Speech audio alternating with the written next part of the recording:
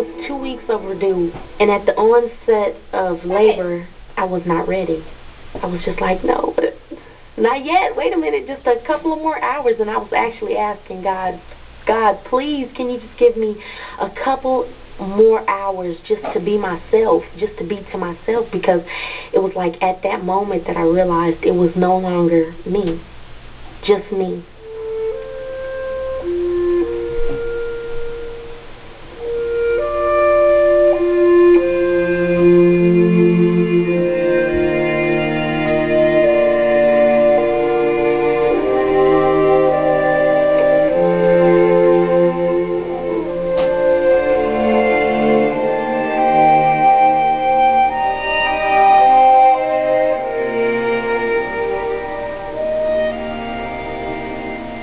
Giving birth is a life-changing experience.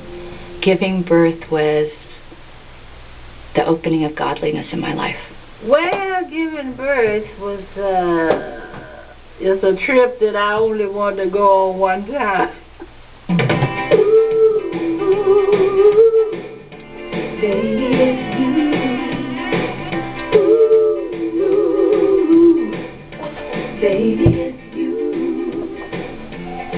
I'm afraid to have children.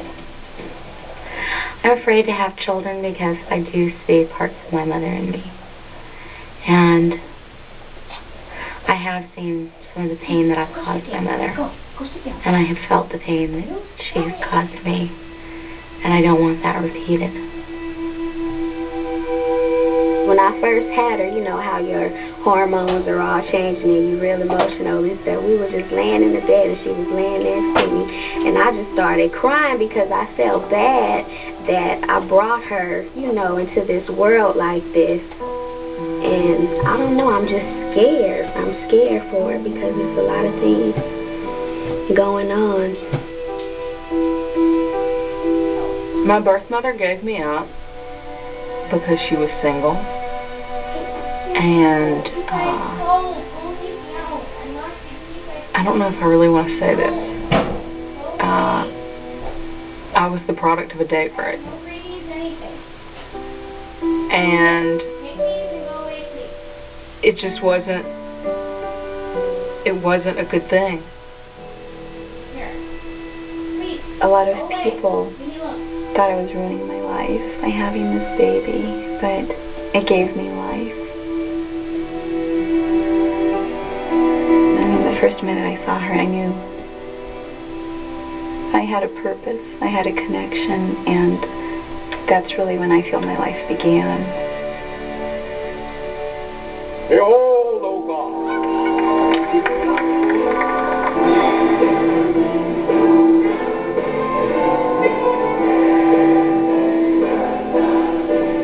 To have a daughter, and during labor you do breathing where you go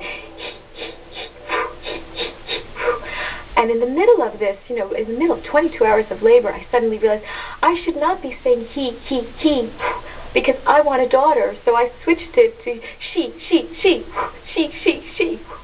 and there I had a daughter. I think being a woman is really cool, and I thought it would be a blast to share that with a girl. You know, I was 20, then I was 30, and now I was 40, and they said, well, you know, hey, Corbin would want a baby, and I was like, yeah, I want a baby. We should get some grapes. Okay, we can get some grapes. Let's go check out what's down here.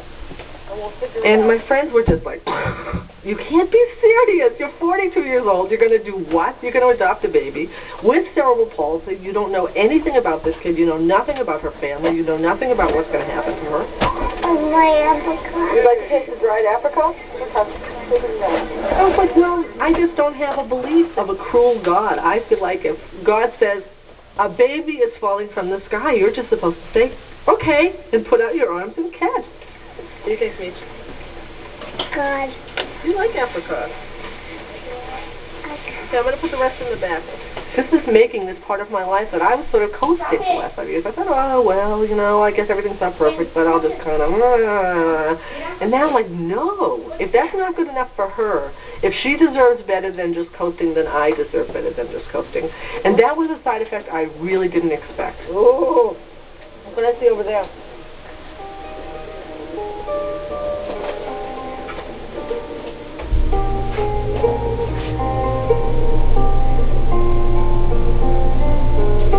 Should we shop or dance? Dance!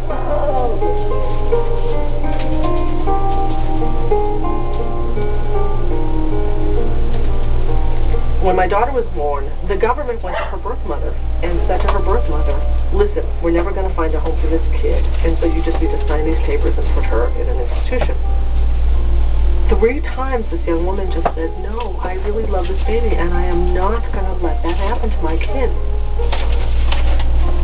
No, my kid is worth it. Disabled or not, my kid is worth it. You promised me a home, this kid is going to get a home. And then, as soon as she finally convinced them that she was never going to get in, that's when they found me.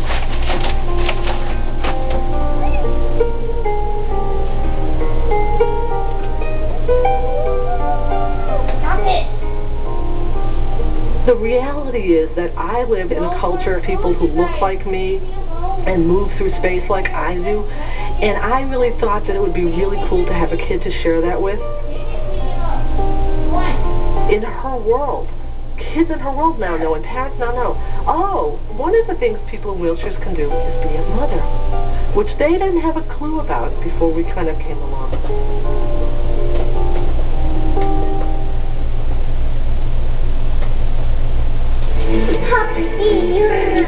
When I was just a little girl, I asked my mother, what will I be? Will I be pretty? Will I be rich? Here's what she said to me. Que sera, whatever will be, will be. The future's not ours to see. Que sera, what will be, will be. Who made this mess? Who made this mess, Jessica?